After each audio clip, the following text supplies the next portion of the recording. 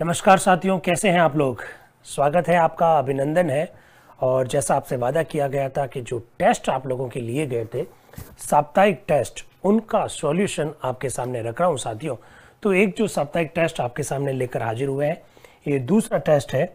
और आप लोग जानते हैं इस पर ज़्यादातर जो प्रश्न है वो कॉन्स्टिट्यूएंट असेंबली यानी संविधान सभा के बारे में है। तो जरा देखिएगा। पहला प्रश्न है, निम्न कथनों पर विचार कीजिए। अच्छा, आप लोगों को मैंने पहले टेस्ट में भी बताया था कि आप पहले ये देखिएगा पूछ क्या रहा है। निम्न कथनों पर विचार कीजिए और फिर क्या कह रहा है, असत्य कथन को छांटिए। ये शब्द महत्वपूर्ण है। असत्य कौन कौन से हैं, इसको अपने को छांटना है। पहला है, अंग्रेजों ने अगस्त प्रस्ताव में स्वीकार किया था कि भारतीयों के लिए संविधान सभा होगी। आप जानते हैं साथियों अच्छी तरह से 1940 में जो अगस्त प्रस्ताव रखा था, उस अगस्त प्रस्ताव में पहली बार अंग्रेजों ने यह कहा कि भारतीयों के लिए एक संविधान सभा होगी। हालांकि वो अलग बात है, हमने उस बात को स्वीकार नहीं किया था। और इसलिए स्वीकार नहीं किया था क्योंकि उन्होंने कहा था कि मुख्यतः भारतीयों की संविधान सभा होगी। इसका मतलब है संविधान सभा के अधिकांश सदस्य भारतीय होंगे, लेकिन कुछ और लोगों के होने की भी संभावना के द्वार उन्होंने खुले रखे थे। ये बात आपको ध्यान रखनी। So first statement is a true statement, एकदम सही बात है। And what about second, cabinet योजना के द्वारा 1946 में संविधान सभा का गठन किया गया।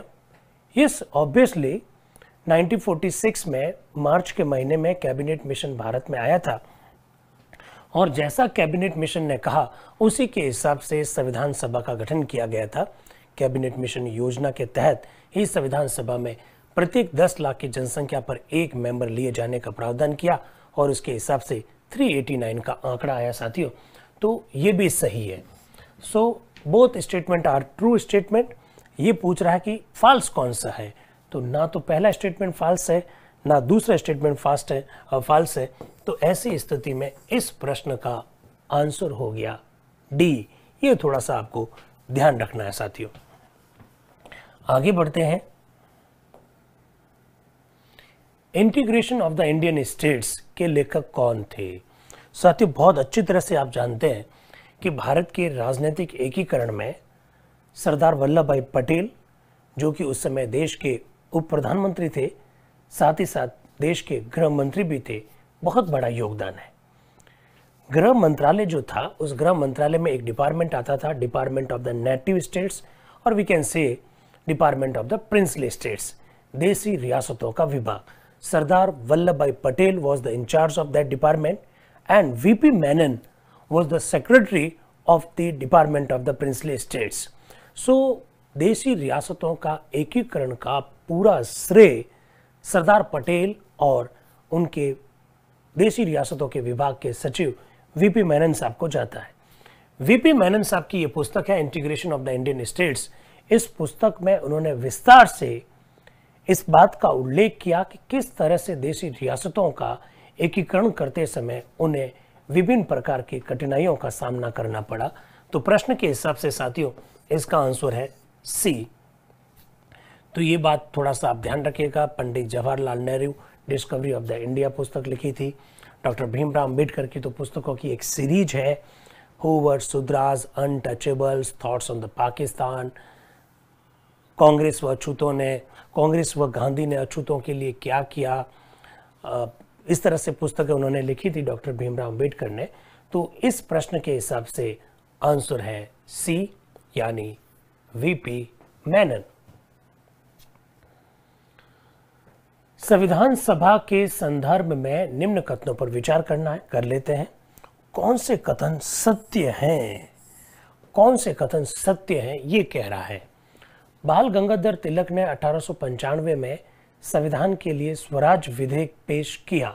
ठीक है, बाल गंगाधर तिलक पहले व्यक्ति हैं जिन्होंने अप्रत्यक्ष रूप से ही सही लेकिन संविधान सभा की ओर इशारा किया। उन्होंने 1895 में एक बिल रखा था जिसे हम लोग स्वराज विधेयक कहते हैं। ये किसी भी भारतीय के द्वारा संविधान की मांग करने के संदर्भ में, चाहे प्रत्यक्ष हो चाहे अप्रत्यक्ष हो, पहली डिमांड थी। सो पहला स्टेटमेंट तो एकदम सही है साथियों। व्हाट अबाउट सेकंड, फरवरी 1946 को कैबिनेट मिशन भारत आया। साथियों, कैबिनेट मिशन वह मिशन है जिसमें 3 कैबिनेट मंत्री थे ब्रिटेन के, और ये भारत आया, इसमें कोई दो राय नहीं है। लेकिन ये मार्च 1946 में आया था, मार्च 1946 में आया, और यहां लिखा हुआ है फरवरी 1946। तो इसका मतलब जो दूसरा जो स्टेटमेंट है साथियों गलत है, और ये पूछ रहा है कौन सा सत्य है, तो केवल एक सत्य है, यानी ऑप्शन नंबर ए इस प्रश्न के हिसाब से आंसर है। मेरे हिसाब से बड़े अच्छे प्रश्न है साथियों, कॉन्स्टिट्यूएंट असेंबली के संदर्भ में आपके कई सारे कॉन्सेप्ट को क्लियर करेंगे। अच्छा, कथन और कारण वाला प्रश्न है, ऐसे आएंगे जिस तरह की आप एग्जाम की तैयारी कर रहे हैं सिविल सर्विस और स्टेट पीएससी की, वहां अपेक्षित है कथन और कारण वाले प्रश्न। संविधान सभा का गठन कैबिनेट मिशन योजना के तहत हुआ। यस, एकदम सही बात है। कैबिनेट मिशन के तीनों सदस्य ब्रिटिश मंत्रिपरिषद के सदस्य थे। कथन और कारण दोनों सही है साथियों, लेकिन ये जो कारण है वो कथन की व्याख्या नहीं करता है, इसलिए कथन और कारण सही तो है लेकिन व्याख्या नहीं करते हैं साथियों, इसलिए इसका आंसर है बी। मैंने आपको पहले भी कहा, फिर कह देता हूं, कथन और कारण वाले प्रश्न का समाधान करने के लिए आपके पास दोनों चीजें होनी चाहिए। You should have facts as well as concept. Your concept should be very clear. आपका अगर कॉन्सेप्ट क्लियर है and if you have lot of facts, then आप इस प्रकार के प्रश्नों को डील कर सकते हैं। If you have lot of facts, then आप ये अंदाज लगा पाएंगे कि दोनों में से सत्य कौन सा है। एंड इफ योर अगर आपका कॉन्सेप्ट क्लियर है तो आप ये खोज पाएंगे कि दोनों एक दूसरे की व्याख्या करते हैं या नहीं करते। तो बोथ द स्टेटमेंट ये जो है वो सही है, लेकिन एक दूसरे की व्याख्या नहीं करते हैं। दैट्स वाई इस प्रश्न का आंसर साथियों बी है। निम्न कथनों पर विचार कीजिए। मुस्लिम लीग ने संविधान सभा का गठन वयस्क मताधिकार के आधार पर करने को कहा। देखिए, वयस्क मताधिकार का तात्पर्य यह है कि किसी भी व्यक्ति के साथ जाति के आधार पर, धर्म के आधार पर, विचारधारा के आधार पर, उसके लिंग के आधार पर, उसके नस्ल के आधार पर भेदभाव किए बिना जो भी वयस्क है उन सबको वोट देने का अधिकार होना चाहिए। दैट इज वयस्क मताधिकार। इसमें कोई दो राय नहीं है कि कांग्रेस ये लगातार मांग करती रही है। 1934 से इवन कांग्रेस की ये मांग रही है कि जब कभी भी कॉन्स्टिट्यूएंट असेंबली बनाई जाए तो उसका जो गठन है वो वयस्क मताधिकार के आधार पर होना चाहिए। ये डिमांड कांग्रेस की थी, ना कि मुस्लिम लीग की। तो पहला स्टेटमेंट तो गलत है, और अपने को ढूंढना क्या है, सत्य कौन सा है। कैबिनेट मिशन योजना के तहत प्रत्येक 10 लाख की जनसंख्या पर संविधान सभा हेतु एक सदस्य लेने का प्रावधान किया गया। बिल्कुल, उस समय भारत की जनसंख्या नियर अबाउट 40 करोड़ के करीब थी। उस वजह से संविधान सभा में 389 मेंबर्स हुए साथियों, क्योंकि हर 10 लाख पर एक लेना था। सो दूसरा स्टेटमेंट सही है। इस हिसाब से इस प्रश्न का आंसर हुआ बी, क्योंकि अपने को ये क्या पूछ रहा है, सत्य कौन सा है। तो ये भी अच्छे प्रश्न है, ऐसे प्रश्न सिविल सर्विस में पूछे गए हैं साथियों। आइए, संविधान सभा के संदर्भ में कौन सा कथन असत्य है। हमेशा इसको पकड़िए, पहले क्या पूछ रहा है, सत्य या असत्य पूछ रहा है। असत्य कौन सा है। कैबिनेट मिशन योजना में 389 मेंबर्स थे। बिल्कुल, अभी मैंने बोला ही था, बिल्कुल 10 लाख की जनसंख्या पर एक मेंबर लेना था। 440 करोड़ की जनसंख्या थी, इस हिसाब से 389 का आंकड़ा आया। बिल्कुल बात सही है। ब्रिटिश प्रांतों से 296 सदस्य चुनकर आए थे। गलत, ये स्टेटमेंट गलत है साथियों। आप जानते हैं कि 389 में से ब्रिटिश भारत कहना अलग चीज है और ब्रिटिश प्रांत कहना अलग चीज है। ब्रिटिश भारत और ये देशी भारत। देशी भारत से साथियों 93 मेंबर लिए गए और ब्रिटिश भारत से 296 मेंबर लिए गए। लेकिन ब्रिटिश भारत भी तो दो प्रकार का था, एक वहां प्रांत हुआ करते थे और दूसरे वहां पर चीफ कमिश्नरी प्रांत थे। तो ब्रिटिश प्रांतों से 292 लिए और यहां लिख दिया ब्रिटिश प्रांतों से 296 लिए। ये बात गलत है साथियों, 292 होना चाहिए, क्योंकि 4 सदस्य हमने चीफ कमिश्नरी प्रांतों से लिए थे। सो सेकंड स्टेटमेंट गलत है और अपने को पूछा भी असत्य है तो आगे ढूंढने की आवश्यकता भी नहीं है। वैसे 4 सदस्य चीफ कमिश्नरी से चुनकर आए, बिल्कुल। 93 सदस्य देशी रियासतों से मनोनीत हुए, बिल्कुल। सो सी और डी दोनों सही है, यहाँ बी गलत है साथियों। और अपने को पूछा भी किया गया है कि गलत कौन सा है, तो गलत यहाँ पर बी जो स्टेटमेंट है वो गलत है साथियों, और यही अपने लिए प्रश्न है। तो आंसर क्या हो गया? बी इसका आंसर हो गया। संविधान सभा के सदस्य थे। आप जानते हैं साथियों, ब्रिटिश भारत से संविधान सभा के सदस्य निर्वाचित हुए थे, जबकि देशी रियासतों से सदस्य मनोनीत हुए थे। तो इसका आंसर मनोनीत और निर्वाचित दोनों है, इस हिसाब से इसका आंसर हो गया सी। हालांकि ये अलग बात है कि पहले डिमांड ये थी कि वयस्क मताधिकार के आधार पर संविधान सभा के सदस्यों का चुनाव करवाया जाएगा, लेकिन उस समय जिस तरह की जो परिस्थितियां थी उस परिस्थितियों के हिसाब से चुनाव करवाना संभव नहीं हुआ। इस वजह से कुछ का चुनाव हुआ, वो भी अप्रत्यक्ष रूप से, जनता द्वारा निर्वाचित नहीं हुए थे, और कुछ एक लोग मनोनीत हुए। दैट्स वाई आंसर ए और बी दोनों है, इसलिए इसका सही आंसर है सी। संविधान सभा के संदर्भ में कौन सा कथन सत्य है? तो हमको ट्रू स्टेटमेंट निकालना है साथियों। संविधान सभा का गठन क्रिप्स मिशन के तहत हुआ, बिल्कुल गलत। क्रिप्स मिशन तो कोई मिशन था ही नहीं, क्रिप्स प्रस्ताव था पहली बात तो, और ये क्रिप्स प्रस्ताव 1942 मार्च में रखा गया था। सर स्टफर्ड क्रिप्स के द्वारा रखा गया था, और उसमें कहा गया था कि संविधान सभा होगी, सारे मेंबर्स भारतीय होंगे। फिर भी हमने उसको एक्सेप्ट नहीं किया। गांधी जी ने तो उसको, आप जानते हैं, पूर्व तिथि, दिवालिया बैंक, चेक, भूल गए क्या? ये सब शब्दों का प्रयोग किया था, क्योंकि गांधी जी जो कह रहे थे और क्रिप्स प्रस्ताव में जो कहा जा रहा था वो एक जैसी बात थी। क्रिप्स प्रस्ताव में कहा गया कि सेकेंड वर्ल्ड वॉर समाप्त होने के पश्चात संविधान सभा का गठन करेंगे। गांधी जी कह रहे थे खुद तो मर रहे हो और हमें बाद का वादा कर रहे हो, इसलिए उन्होंने स्वीकार नहीं किया था। तो क्रिप्स प्रस्ताव पर संविधान सभा का गठन नहीं हुआ था। संविधान सभा का गठन कैबिनेट मिशन योजना के तहत हुआ था साथियों, कैबिनेट मिशन योजना के तहत हुआ। सो पहला स्टेटमेंट तो साथियों गलत है। संविधान सभा में 296 सदस्य थे, बिल्कुल गलत। संविधान सभा में टोटल 389 मेंबर्स होने थे साथियों, इसलिए स्टेटमेंट बी भी फॉल्स है। संविधान सभा में कुल सदस्यों का मनोनयन हुआ था, कुछ सदस्यों का मनोनयन हुआ था। यस, संविधान सभा के 93 सदस्य देशी रियासतों से मनोनीत हुए थे साथियों, इसलिए थर्ड स्टेटमेंट तो ट्रू है। चौथा, शेष सदस्यों का चुनाव प्रत्यक्ष रूप से जनता द्वारा हुआ, गलत। अभी मैंने कहा था कि यह बात जरूर कही गई थी कि वयस्क मताधिकार के आधार पर चुने जाएंगे, लेकिन जिस तरह की परिस्थितियां हुई उसके बाद में चुनाव करवाना संभव नहीं हुआ, अप्रत्यक्ष रूप से चुने गए। तो चौथा भी स्टेटमेंट गलत है। अपने से पूछ रहा है सत्य कौन सा है, तो सत्य का आंसर है सी। इस प्रश्न का आंसर है साथियों सी। समझ में आया? आगे बढ़ते हैं।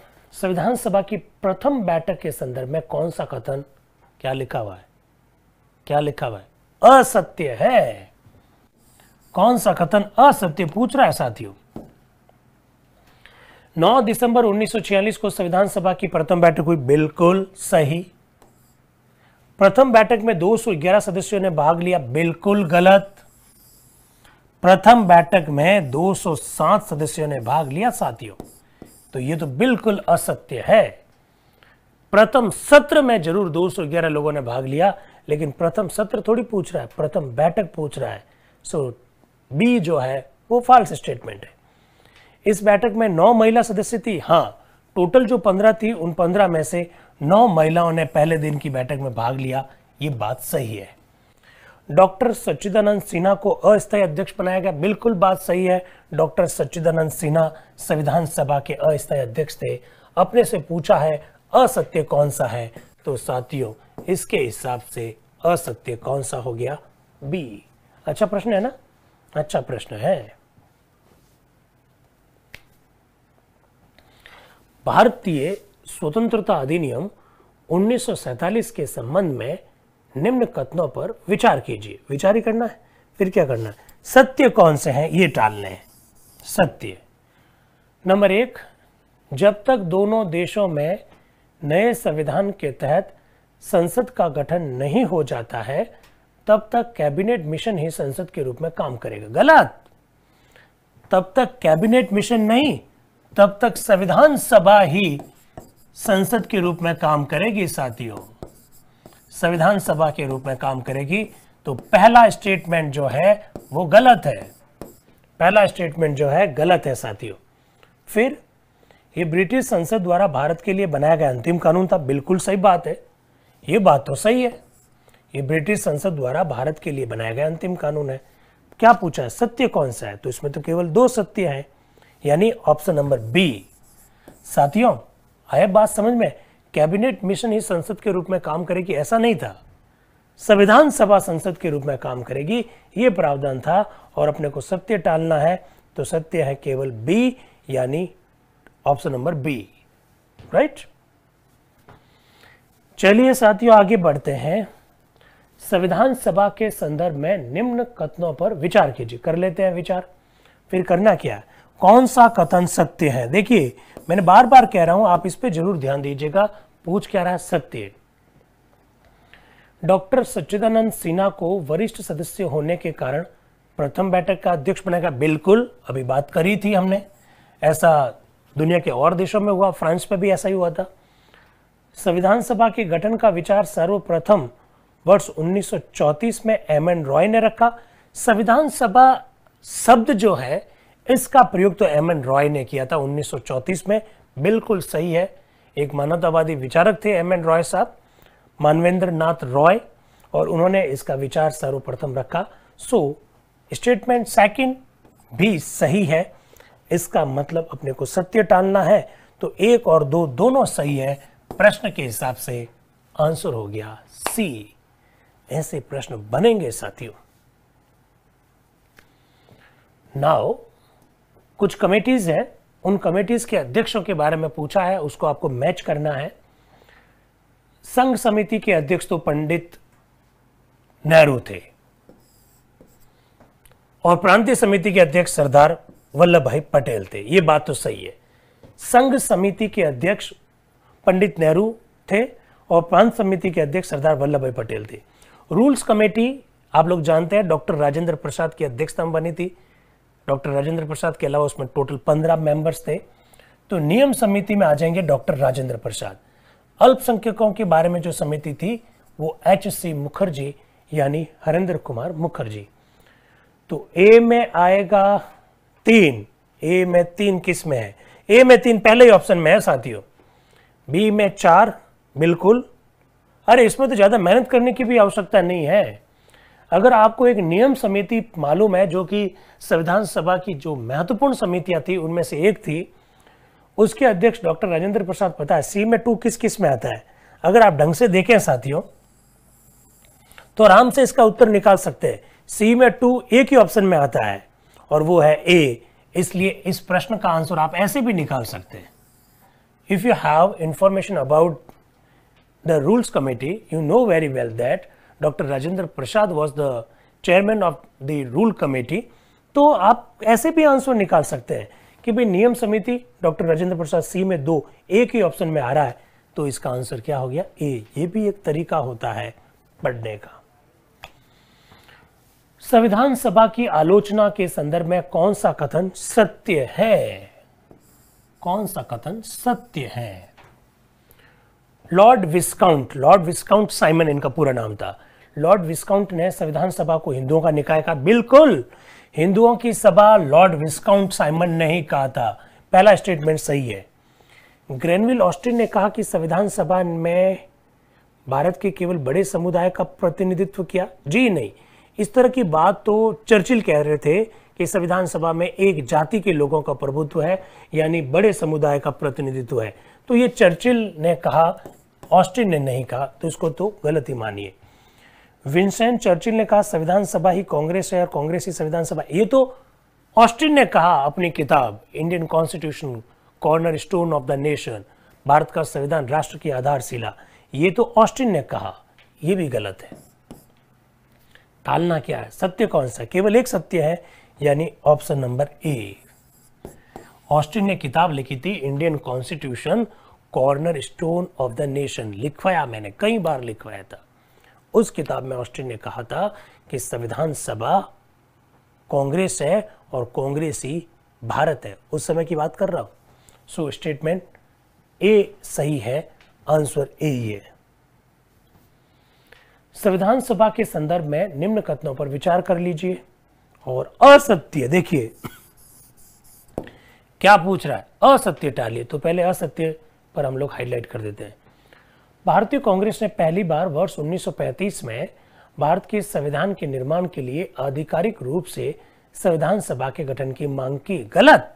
कांग्रेस ने 1934 में ही इसकी मांग कर ली थी, यहां लिख दिया 1935, ये पहला स्टेटमेंट गलत है। 22 जनवरी 1946 को उद्देश्य प्रस्ताव को सर्वसम्मति से स्वीकार किया गया, गलत है यार, 1946 नहीं होना चाहिए, यहां पर 1947 होना चाहिए, ये भी गलत है। आप जानते हैं अच्छी तरह से 9 दिसंबर 1946 को संविधान सभा की प्रथम बैठक हो रही है साथियों, तो कैसे उद्देश्य प्रस्ताव जनवरी 1946 में पास हो सकता है? थोड़ा सा कॉमन सेंस को अगर यूज करें तो इस प्रश्न का आंसर आराम से दिया जा सकता है। सो दोनों स्टेटमेंट गलत है। तो पूछा असत्य कौन सा है, तो इसमें 1 और 2 दोनों असत्य हैं। प्रश्न के हिसाब से आंसर है सी, 1 और 2 दोनों गलत है साथियों, राइट।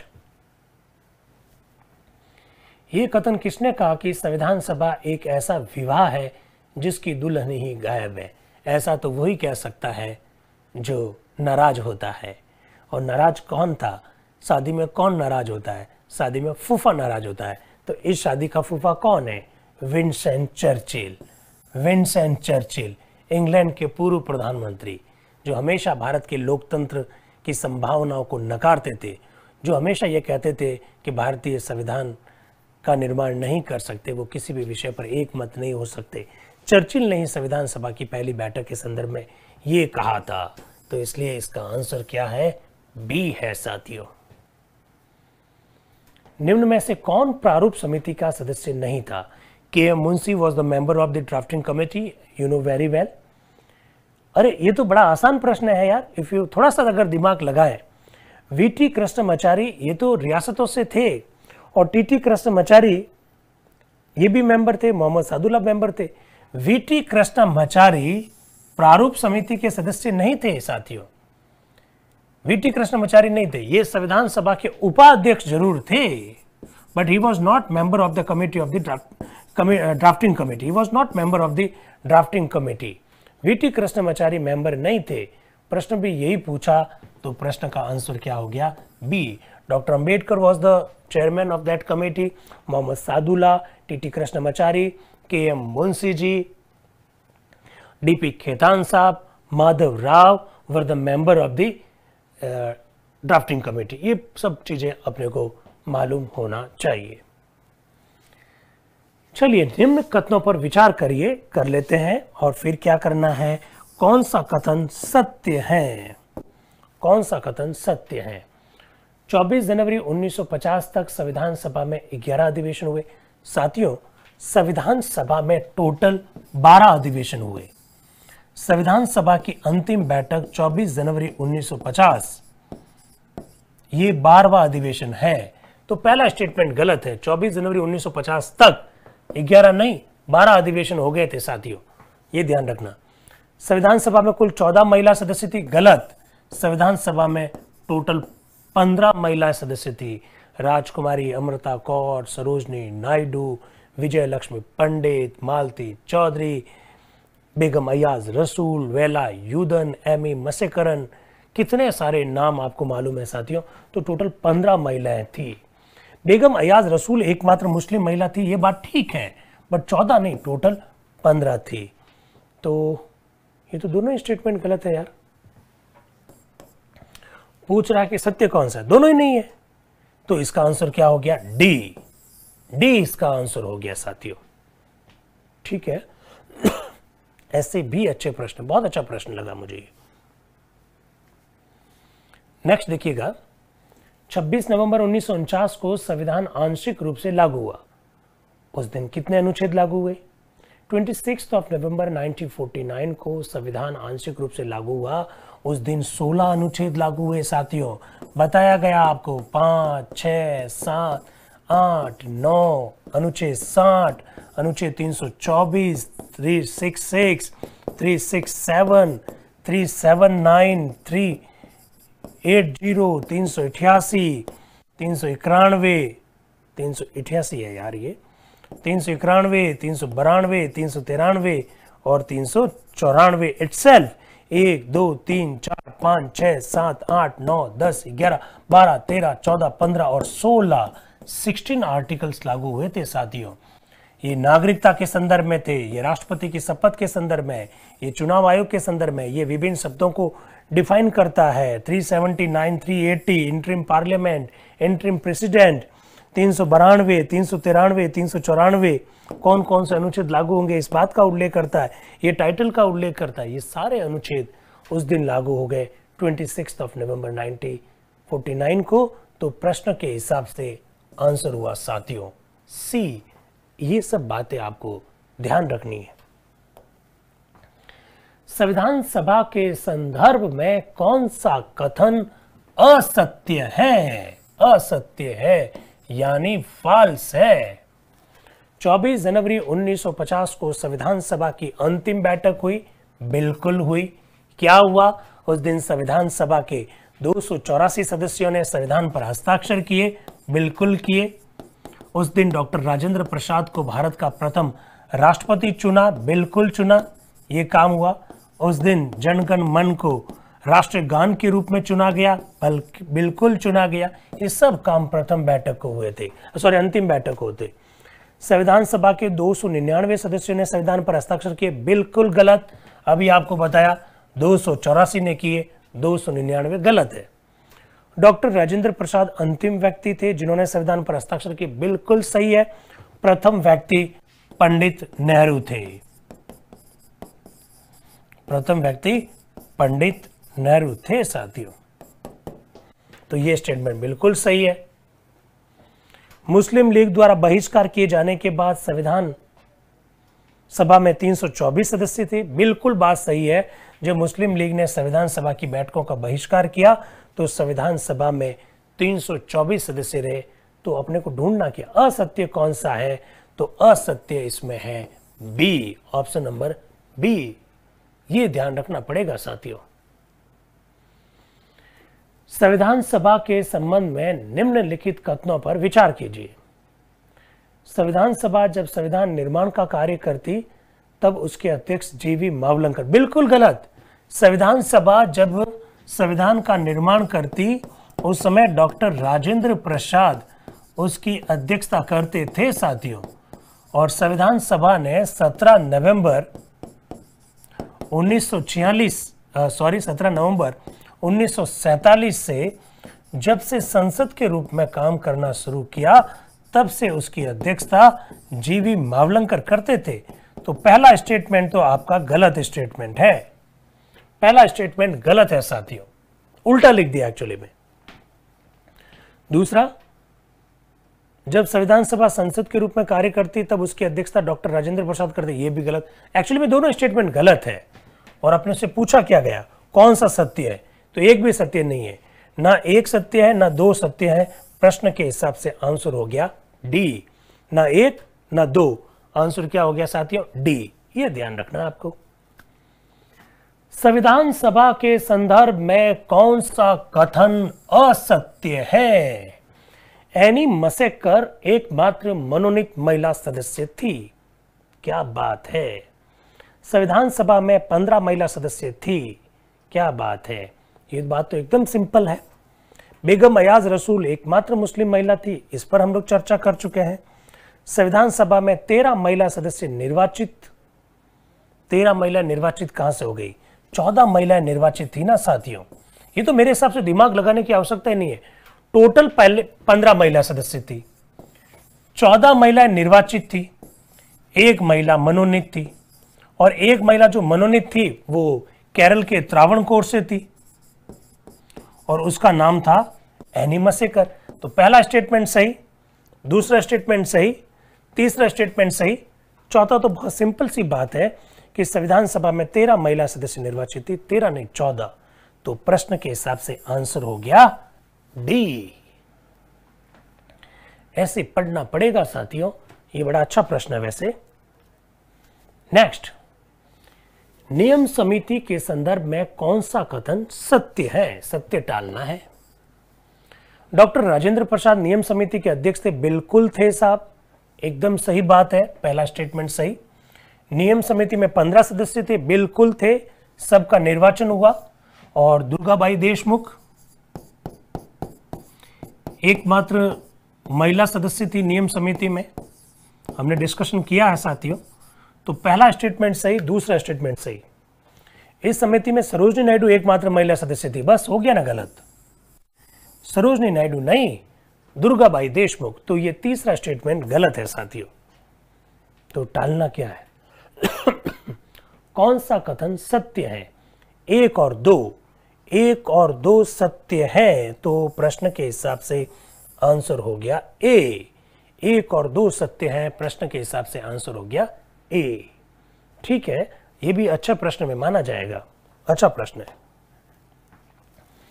संविधान सभा के संदर्भ में कौन सा कथन असत्य है? असत्य है। सर BN राव संविधान सभा के संवैधानिक सलाहकार थे, बिल्कुल थे। ये सर BN राव ही है जिन्होंने भारतीय संविधान का प्रारूप तैयार किया था। ये BN राव ही है जो इंटरनेशनल कोर्ट ऑफ जस्टिस में भारत की ओर से न्यायाधीश बनने वाले पहले व्यक्ति है। सो स्टेटमेंट पहला सही है। संविधान सभा में 208 सदस्य कांग्रेस से थे, बिल्कुल थे साहब, कोई दिक्कत नहीं है। 13 दिसंबर 1946 को उद्देश्य प्रस्ताव प्रस्तुत किया गया, बिल्कुल पंडित नेहरू द्वारा प्रस्तुत किया गया। डॉक्टर भीमराव अंबेडकर ने संविधान का प्रारूप तैयार किया गया, बिल्कुल गलत। डॉक्टर भीमराव अंबेडकर ने नहीं, सर BN राव ने संविधान का प्रारूप तैयार किया था। डॉक्टर भीमराव अंबेडकर तो उस प्रारूप समिति के अध्यक्ष थे जिसने सर BN राव द्वारा तैयार किए गए प्रारूप पर विचार करने का काम किया था साथियों। सो पूछा है कौन सा असत्य है, तो इसका सीधा आंसर है डी, असत्य है। निम्न कथनों पर विचार कर लीजिए। फिर क्या करना है? विचार करके असत्य कथन टालना है। असत्य कथन, सर BN राव द्वारा तैयार प्रारूप पर विचार करने के लिए पांडुलेखन समिति का गठन किया। यस, पांडुलेखन कहिएगा, मसौदा समिति कहिएगा, ड्राफ्टिंग कमेटी कहिएगा, एकदम बात सही है, पहला स्टेटमेंट सही। दूसरा, प्रारूप समिति के सदस्य DP खेतान की मृत्यु पर VT कृष्णमाचारी को प्रारूप समिति का सदस्य बनाया, बिल्कुल गलत। VT कृष्णमाचारी तो इवन प्रारूप समिति के सदस्य भी नहीं थे। कौन थे? TT कृष्णमाचारी थे। कितना जबरदस्त प्रश्न पूछा साथियों। VT Krishnamachari was not member of the drafting committee. कौन थे? TT कृष्णमाचारी। तो दूसरा स्टेटमेंट गलत है। पूछ क्या रहा है? असत्य टालना है, तो केवल 2 असत्य है, यानी प्रश्न के हिसाब से आंसर क्या हो गया?